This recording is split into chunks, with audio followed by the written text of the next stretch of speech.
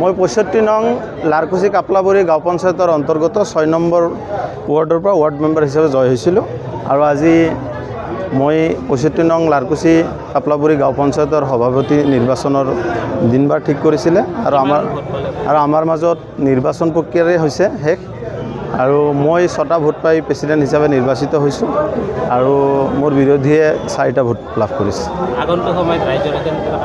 আগন্তুক সময়ত মই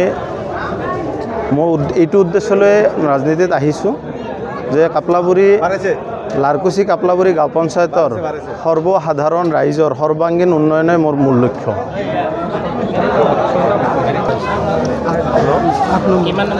আঠ নম্বৰ ৱাৰ্ডৰ পৰা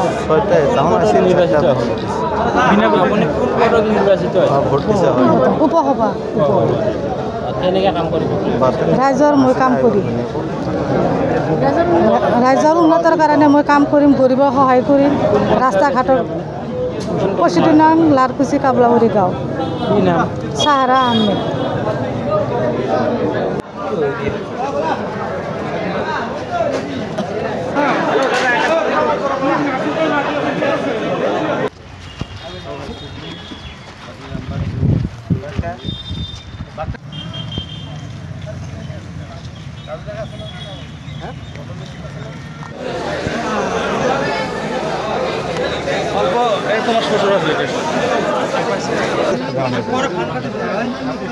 মই ৬৫ নং লাৰকুচি কাপলাবৰী গাঁও পঞ্চায়তৰ অন্তৰ্গত ৬ নম্বৰ ৱাৰ্ডৰ পৰা ৱাৰ্ড মেম্বাৰ হিচাপে জয় হৈছিলোঁ আৰু আজি মই ৬৫ নং লাৰকুচি কাপলাবৰী গাঁও পঞ্চায়তৰ সভাপতি নিৰ্বাচনৰ দিনবাৰ ঠিক কৰিছিলে আৰু আমাৰ মাজত নিৰ্বাচন প্ৰক্ৰিয়াৰে হৈছে শেষ আৰু মই ৬টা ভোট পাই প্ৰেচিডেণ্ট হিচাপে নিৰ্বাচিত হৈছোঁ আৰু মোৰ বিৰোধীয়ে ৪টা ভোট লাভ কৰিছে।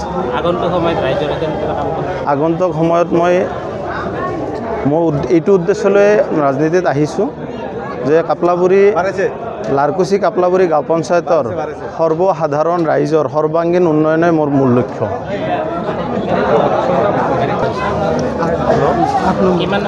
আঠ নম্বৰ ৱাৰ্ডৰ পৰা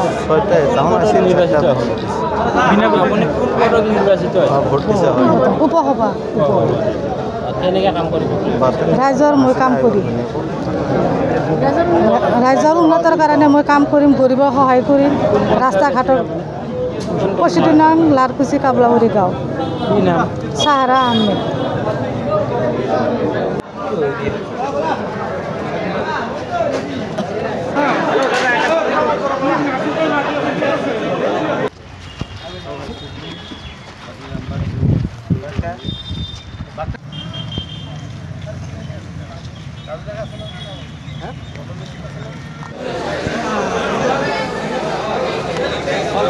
তোমাৰ শ্বশুৰ আছে